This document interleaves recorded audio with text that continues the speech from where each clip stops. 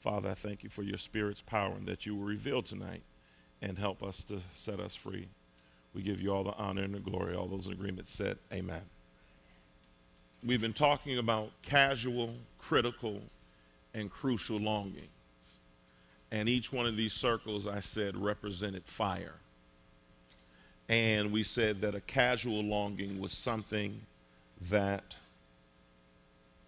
your preference of something, you wanted a certain meal at a restaurant, whatever the case may be. That casual longing, you want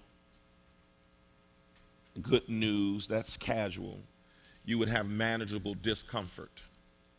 You could get over it. And then we talked about critical longings, where I said that there was a deep sorrow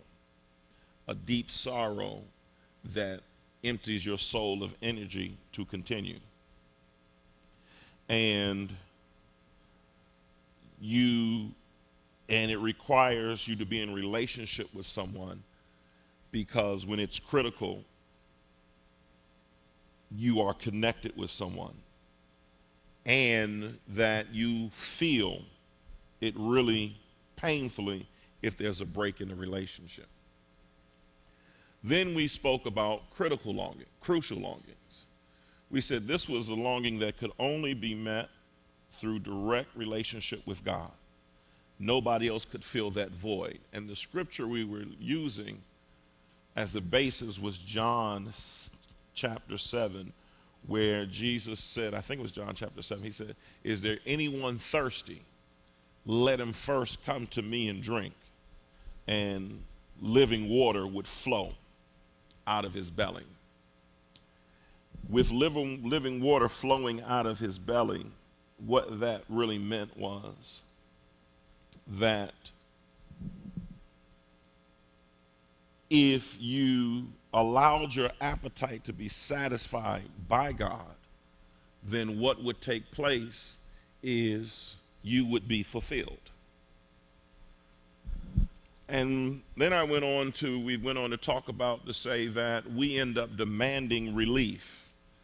And we demand relief when we give a crucial response to a casual longing, or we have a casual, crucial relationship with casual things, meaning we give a godly response. We give up energy that only should have been used with God for something like ketchup, or you didn't bring my fries, anything of that nature. Then we talked about the other ring of fire that comes closer in. The outer ring is the casual. Then we said critical, when, yes, there's a break in the relationship, but you need this relationship like you need God. In fact, many of us have chosen the relationship over God. And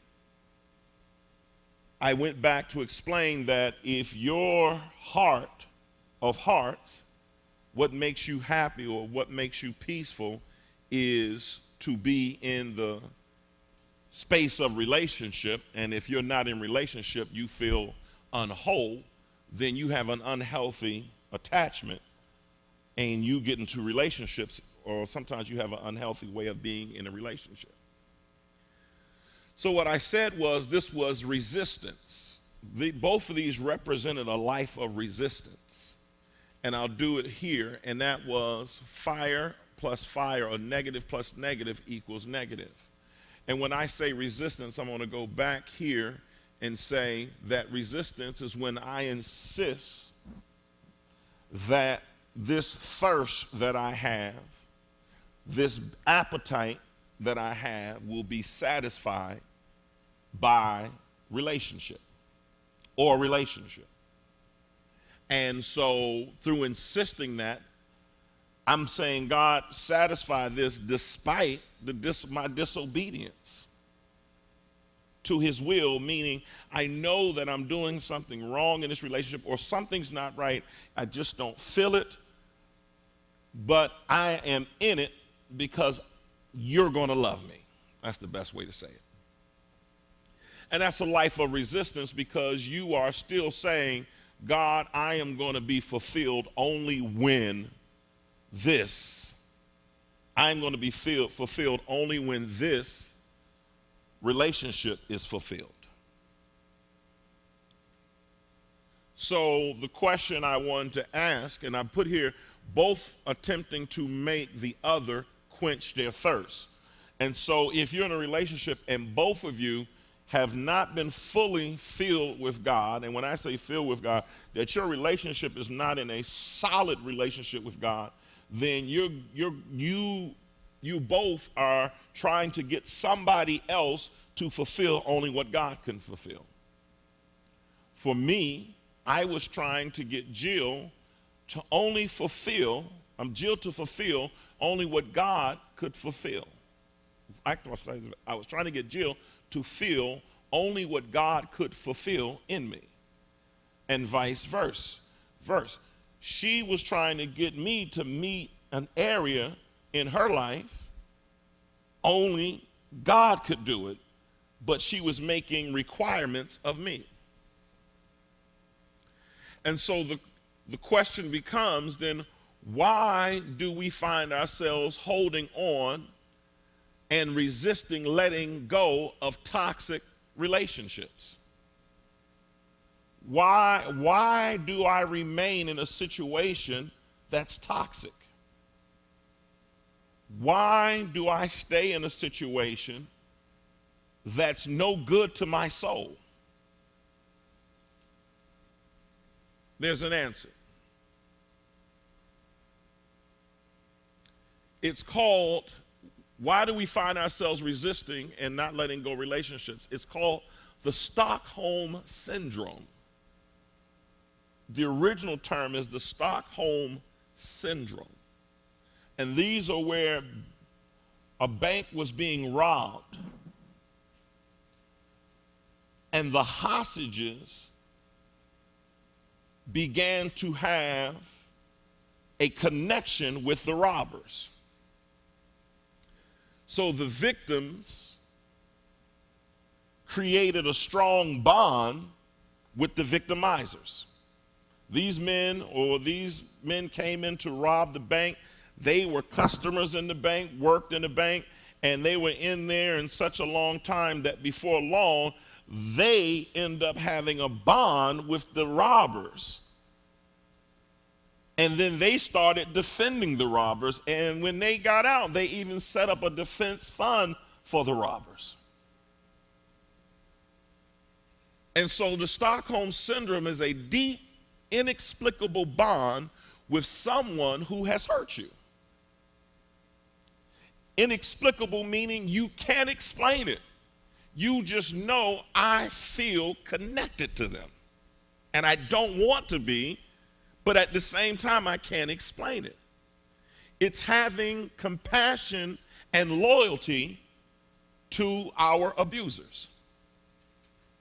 It's having compassion and a loyalty to people who misuse us.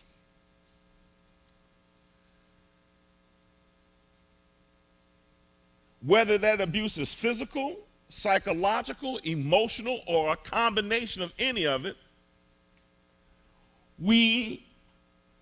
there are many of us who tend to gravitate and be loyal to somebody who's extremely disloyal to us. Why is this? We see what we want to see.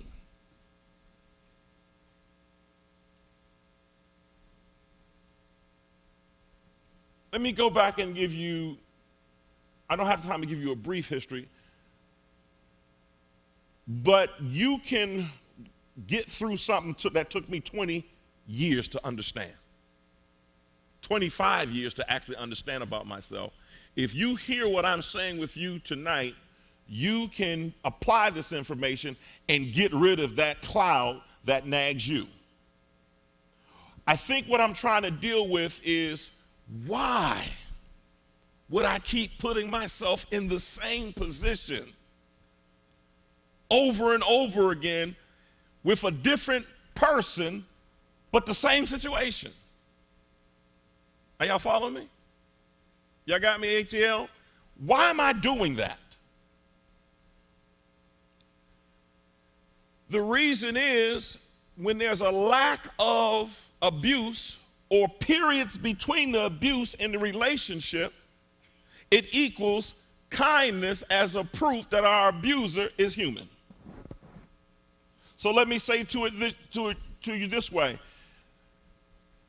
Problem, problem, problem. No problem, no problem.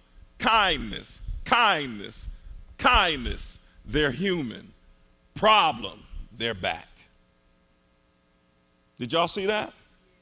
So space in between their meltdowns and cut-ups allows me to look into their soul, so I think, and determine they're okay.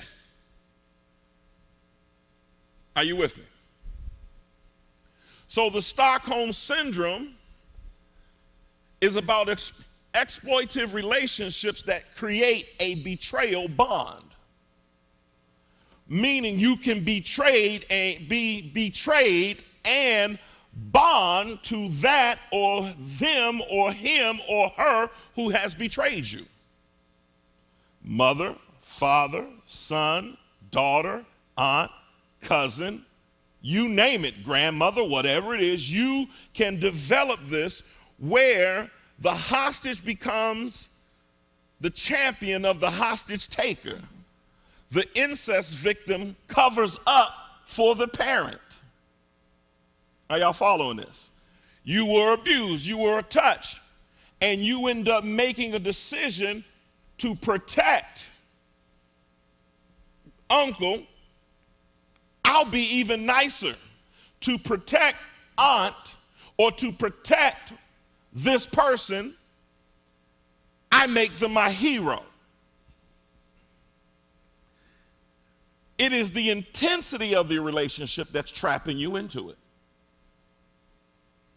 And we will break that down as we go. It is the intensity that you feel in the relationship that's got you hooked.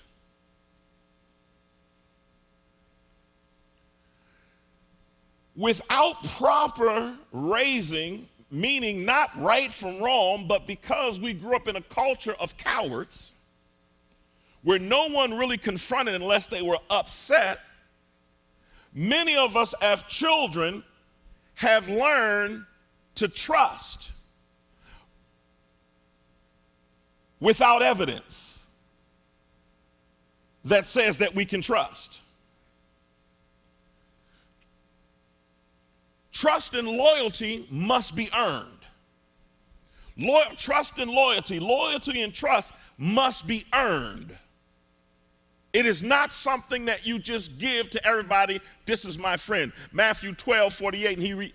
But he replied to the man who told him, "Who is my mother? Who are my brothers?" And stretching out his hands toward not only the 12 disciples, but all his adherents, he said, but to all the people who was following, he said, "Here are my mother and my brothers. For whoever does the will of my Father in heaven is my brother and my sister and my mother." And so he had family there, actual blood relatives, but he said, these people who are following the same belief that I have, this is my family.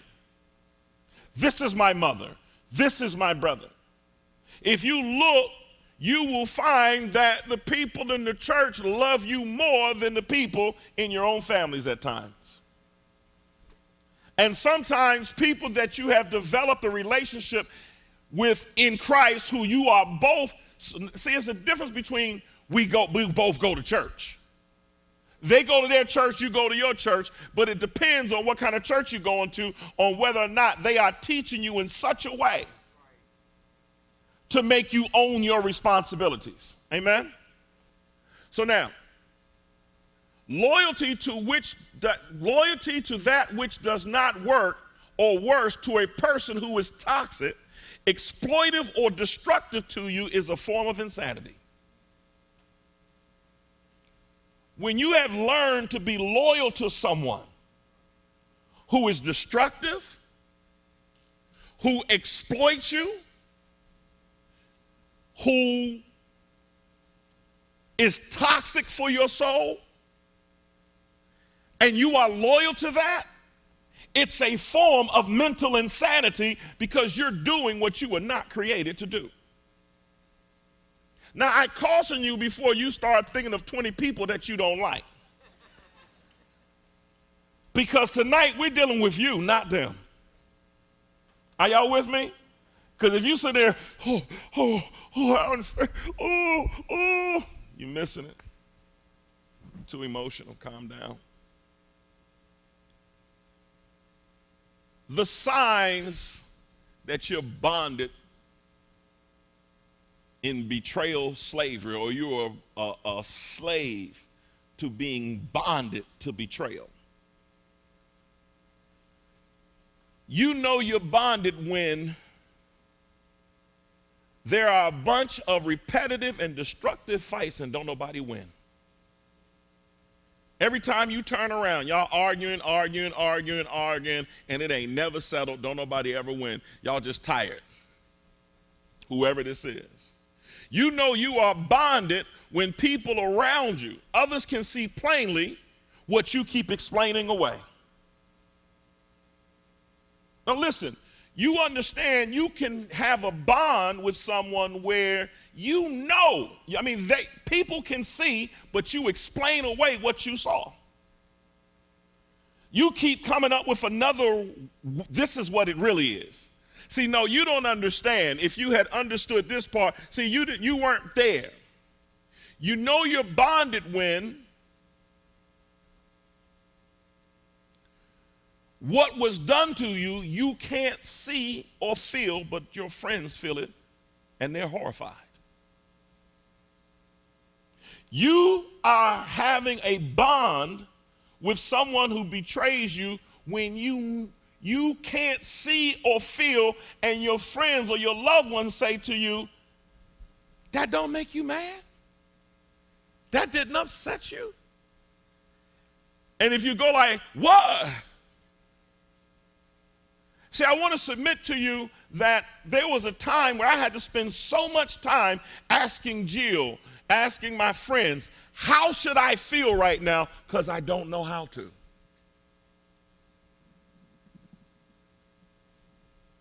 You know you're bonded when the person consistently demonstrates non-performance, yet all you can see and believe in are the false promises that they give you. They're consistent with not acting right. They're consistent without doing what needs to be done. But they can give such passionate pleas of repentance. Please. Please. Love me, please. Y'all got that, right? You know you're bonded when you are hell-bent on proving that ain't nothing wrong with you, and they getting you the wrong way. When you spend time, you want them to see this ain't me. You misunderstood me. And you're doing everything you can to get this significant person to see that this ain't who you are. Are y'all with me?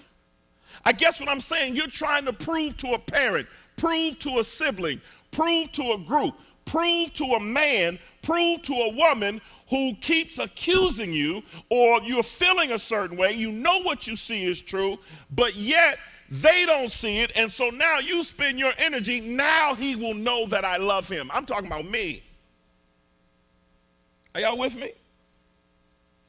Once they recognize this sacrifice, and you do it with a pure heart, so you think, but you don't realize you're doing this, but you're expecting, love me. When you remain loyal to a person, even when you're holding on to some of the secrets that they have that will be harmful to other people, but you hold on to those secrets because they've been so good to you. So you don't tell the whole story. Are y'all listening to me? You don't tell the whole story. You only tell just enough not to discredit them, because you don't want everybody else to know what you are tolerating. And when you're afraid to tell them, here is who he really is, for fear that they will reject who it is that you like or you are in relationship, then you are not in true relationship, because true relationship will put it all out there so that those who love you can have an opinion or a say-so in helping you where you are. Am I right? And if you don't tell them to, after several different all hell broke loose situations, you are bonded with the bank robber. You're bonded with the abuser. Now, what am I trying to get you to understand? Because I'm trying to hopefully get you to understand, or hopefully help you in understanding how it is that you won't just go live your life. I didn't say leave anybody. I said you won't just go and live your life, but your happiness is determined by them in your life. Y'all got this, right? If you spend your time trying to figure out, why has this happened to me? Why did I do, with all of what I did, why? You don't understand that that's a natural way that your mind would go, but you have to tell yourself, it happened, it is what it is, what is. And what you have to work on to say this is my reality now. Here's how I'm going to do it. I'm going to say betrayal, and you say, this is my reality now. Betrayed. Betrayed. Abused. Lied to. Lied on. Talked about. Gossiped about. Accused. The reason I keep telling you to say that, because you can't change the reality. It's what happened. And as long as you're trying to figure out why, that's a clever way of not trying to deal with, this is now my reality. What will I do with this present moment? My biggest problem is I don't want to deal with the reality of what the world is saying it is. It is what it is right now. What's happening right now? He cheated. She cheated. They lied. They did what they had to do. They accused. Whatever happened, it happened, and this is where I am. You have to get out of whatever escape you used to escape in if you want to be free, or if you want to spend the rest of your life shut down, or you got to accept, this is my reality now. It's demonic. You wouldn't understand it if you tried. No. You listen. I've come to a conclusion. You can sit down and try to figure this out. You can't figure it out. You can't figure out, because the devil has no bounds, no limits, no whatever. Never wrestle with a pig, because pigs like mud and they like getting dirty. And you don't feel like getting dirty, but when you wrestle with a pig, you're going to get dirty, and they like it like that. So there's no sense of trying to figure it out. They're not evil. They're not wicked. And if they're evil and they're wicked, that's on them. But this is just my reality now. Now let me deal with you according to who you have presented yourself to me to be. Now, I say that easier than what is said is done, because if I'm going to deal with you according to what you have presented yourself to me, then I have to accept reality as it is, not as I would want it to be. Give me the courage to accept the things that I cannot change, and give me the wisdom to know the difference between the two. Are y'all with me? So now, say this: there is no excuse or valid explanation for abuse, deception, or for betrayal, ever. There's no excuse for abuse, deception, or betrayal, ever. Say this: no matter what I tried to do with deception, abuse, and betrayal in the past, to make it better for myself, there's no excuse for it. So stop giving out passes for being deceived. They lied, they lied. Now deal with what you're going to do. And are we going to deal with it? You lied, we lied. Or you're dealing with a liar, we're dealing with a liar. Now how do we deal from here? But there's no excuse, there's no explanation. My problem is I'm giving you a reason to lie to me. I'm giving you an explanation. I'm saying I'm accepting your explanation for deceiving me and not picking up the phone and calling me and not telling me the truth. We had all this time to talk. Now, instead of me, I'm saying, we got all this time to talk. How come you didn't say nothing? Why didn't you say nothing? They didn't say nothing because they didn't want to say anything, period.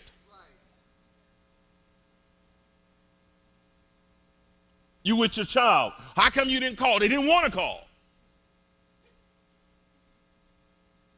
Ain't no trying to figure out, I forgot. No, I wanted to stay out. I wanted to do what I wanted to do. You, mommy, you, daddy, how do I deal with this deception? Do I accept it or do I not accept it? I hope I'm making sense. And there's no credit for feeling sorry for yourself.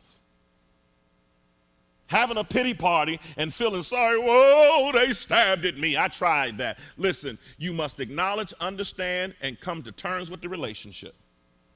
Say this, I must acknowledge, understand, and come to terms with the relationship. So what you have to do now is you got to acknowledge that what did I contribute to this? Acknowledge, what did they contribute? Acknowledge, what did I look up? What did I overlook? See, I can stop now because y'all were writing, so I'm going to make y'all listen to me. What did I overlook? Acknowledge, what do I understand? Acknowledge, what was our conversation? What was our understanding? People are not as simple as they pretend to be. And you stop pretending to be simple and dimming your light as if this didn't just happen. Acknowledge, understand, and come to terms.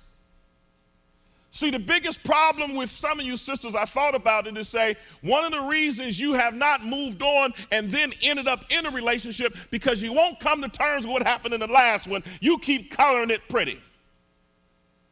You won't acknowledge, you must acknowledge did I play an unhealthy role in this? Then understand, come to terms with the relationship. And when I say the relationship, I'm saying accept this relationship is what this relationship is. It's not what I want it to be. It's what it's presented itself as being. Is that making sense, y'all?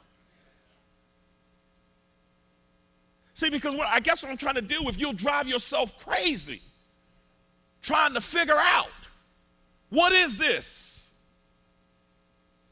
It's what it is. Come to terms with that. Meaning settle it. Come to terms with that.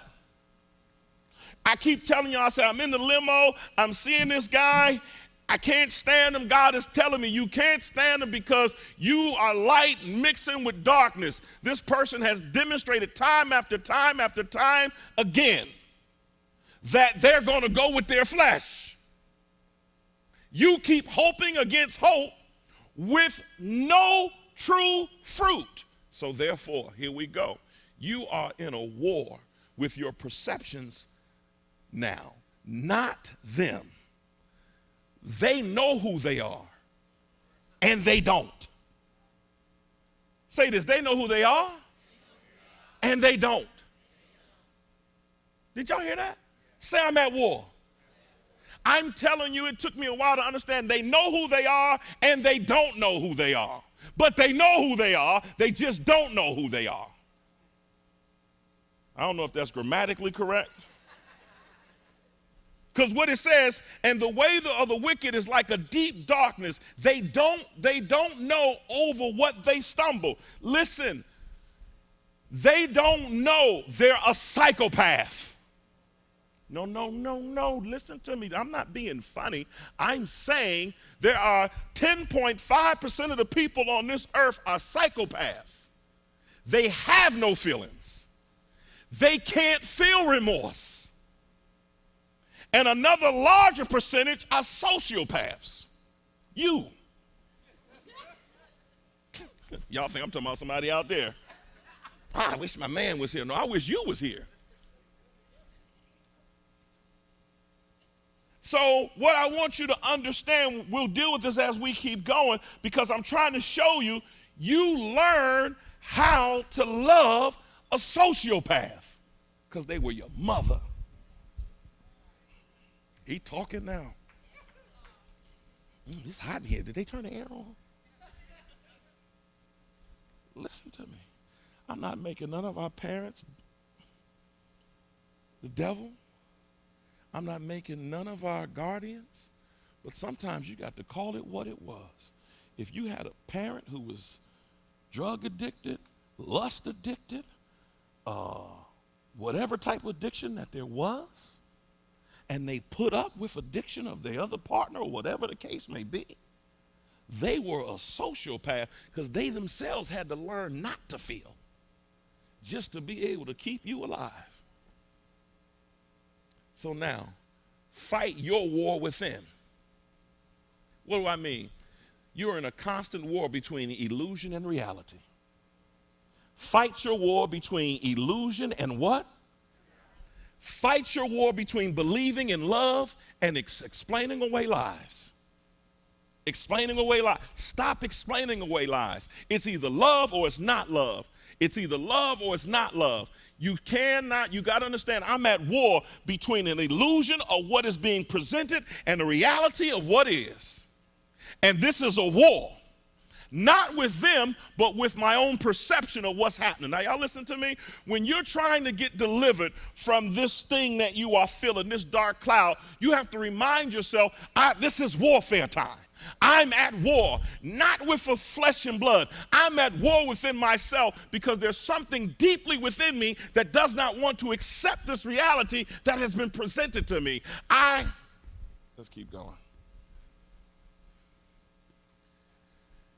I'm at war between believing in love and explaining away lies.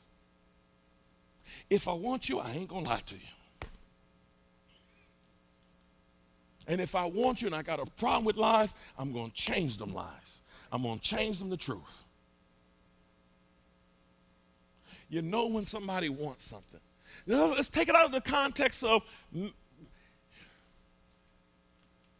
some of us have parental situations where you keep explaining away lies. Stop explaining it away. It is what it is. No love lost. I just know you don't love me, family member. You listen, say this. You're incapable of love. Say this. Everybody has a history that they're defending. Say, that's not my business. We're almost there. The warpath of betrayal looks something like this. The first step to betrayal is validation. What I'm trying to get you to understand is that hopefully God is telling you to challenge all your relationships now. Challenge. There's something that you said when we were doing this book. Why can't I stop thinking about them? I'll answer that before this is over. Why can't I get him out my mind? I ain't been with him. Why can't I get them off my mind? Why won't I erase their number? Why won't I change? Some of you could have been changed your number, but you're still hoping they're going to come around and call you back. And the last thing I want to do is change my number. Then I've cut them off. I know they got my mother's number, but at the same time, I need them to have my number because my mother don't always answer the phone and she ain't gonna answer machine. So I just keep my number, but you never say that, but that's that secret lie that's inside you. I know I'm talking some stuff right here. Spirit just making remember some stuff, this stuff you hold on to. But you don't say that, you just be like, I just like this number.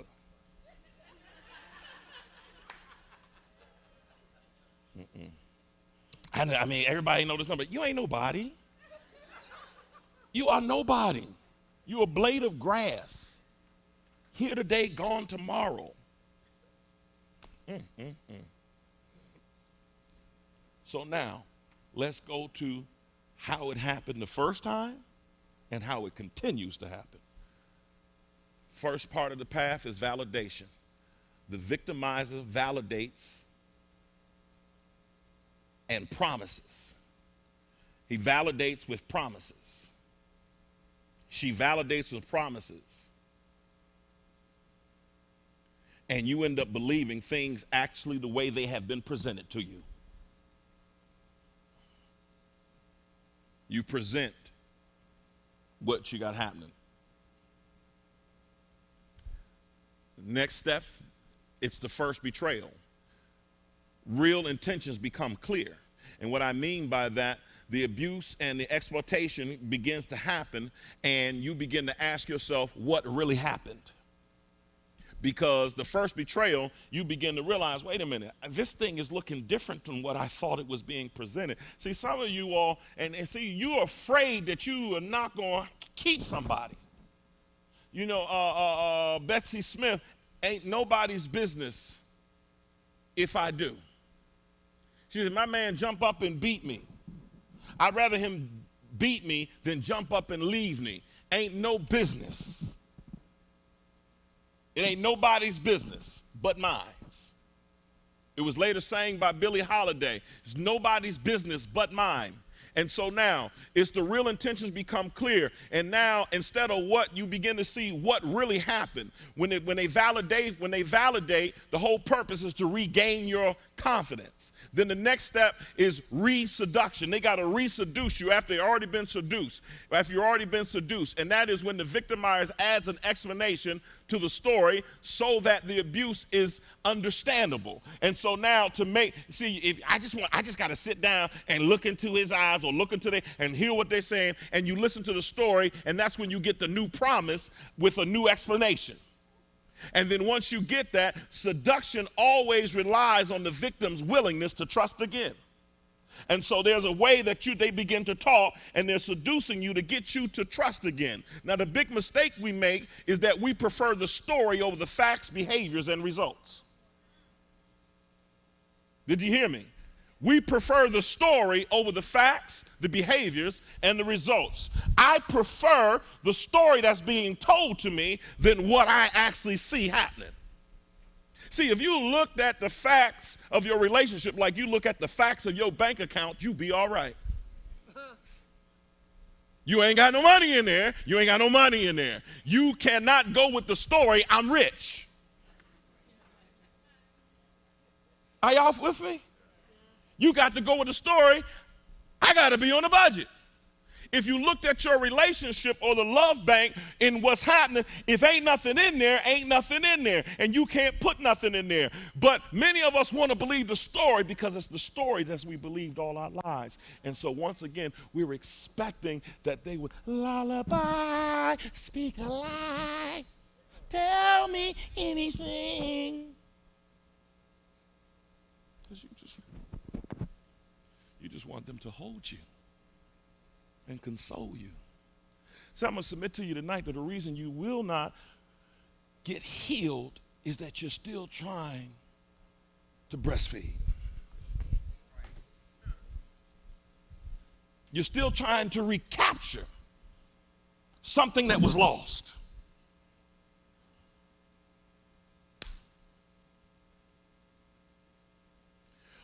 Then it goes to more betrayal. This is where the abuse and the exploitation continue in a whole bunch of number of different forms. Now you examine your own sanity, value, and the cost for having stayed. Because now they betray you again, and this is when it continues. This way is happening, and that way is happening, and this way. They lying here, this is going on here. He's deceiving, she's deceiving. This person ain't speaking truth. I'm talking about with friends, y'all. Are y'all with me? You got friends that ain't speaking truth to you, but they telling this person one thing, ain't saying this to you. We all saying these different things. And then what happens is now they got you questioning your sanity, your value, and the cost for having stayed. Are y'all listening to me?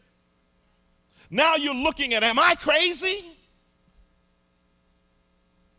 Well, maybe my standards are too high.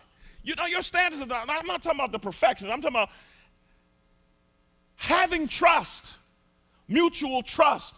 Is an understanding, it's the golden rule. Love your neighbor as you love yourself. And so therefore, if you're not careful, what will begin to happen is that you'll question your sanity, question your values, and then you'll start looking at the cost that you have spent because you stayed in this relationship, in this friendship, in this thing, in this chaotic situation, and it has cost you. Now you're getting even more depressed because emotionally it's affecting you.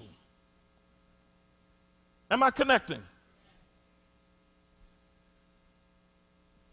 And then the next stage is reframing. This is when the victimizer interpreted the cost to you as minimal. Listen, people get over on you and they don't care. They downgrade the pain that it caused you. They think it's minimal, or they don't understand this costs you. I don't know about you, but I'm the type of person where I'm all in. I ain't halfway in. If I'm your friend, I'm your friend. And so we get all the rights and benefits of a friend. We get to talk, we get to challenge each other. And so now, when I say reframing, what I mean by this is that the victimizer interpreted cost as minimal, and they reframe them and say this was necessary, it had to happen. See, stop trying to make sense out of nonsense. In a way, I'm sort of glad it happened because it hadn't happened. No, darn that. It didn't have to happen. Oh, I wish I could say what I want to say. Listen, it didn't have to happen that way. You had a choice. You could have called me. You could have spoke the truth. You could have told me not to get my money ready for the trip. You could have told me what was going on, but you chose not to. But it ain't your fault, it's my fault, because I want the story. I want to tell me the story. Tell me another story so that I can go back off into la la land. I'm talking about how I even first got a beard and a bush. First time I did, I just decided I ain't cutting my hair. That's just done. Because you're giving a piece of yourself to everybody that you are calling friend that ain't being friendly. Everybody that's calling you family that ain't being family. We're almost there. So when they say this had to happen, no, it didn't have to happen. Just because you now got a different truth, that didn't mean it had to happen. Validation, first betrayal, reseduction, more betrayal, reframing. Now you're at a life crisis. This is where you're exhausted. This is where reality kicks in and you realize I can go no further with this. Life crisis means you shut down, you have a heart attack, you can't get up, miss your period, ain't even having sex. You just stressed out. Are y'all listening to me? Got a headache. You overeating, you done gained 50, 60 pounds, you can't exercise, you can't get up, and this is when you come to a conclusion, I can't do this no more. Why? Yet the bond remains even after the relationship is severed. That's what we came to deal with tonight. Yet the bond remains even after you decide, I ain't dealing with no more, but it's still there.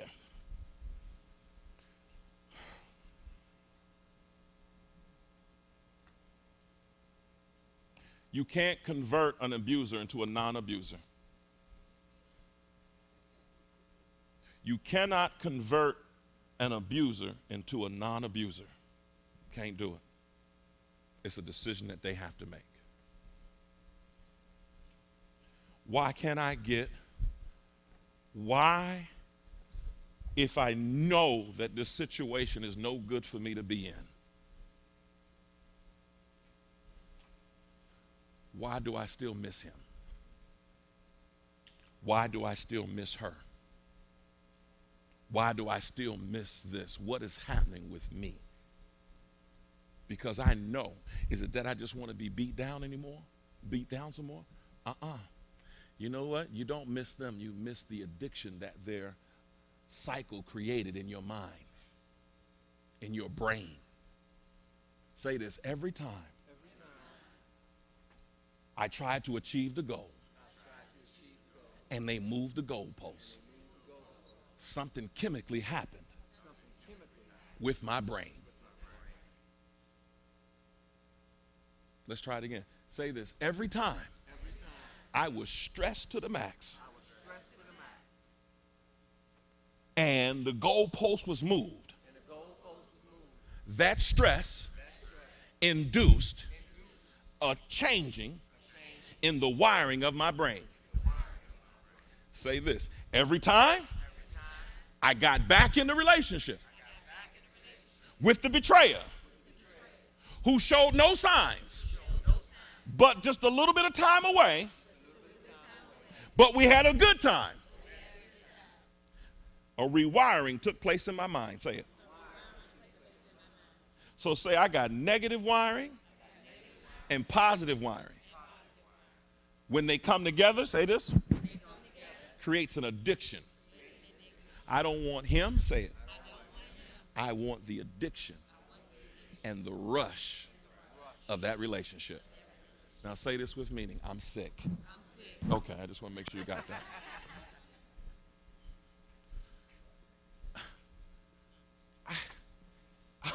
I couldn't believe that I couldn't walk away. I'm better than this. I'm stronger than this. Can't nobody just do this to me. Why am I back trying to create family when there's no family?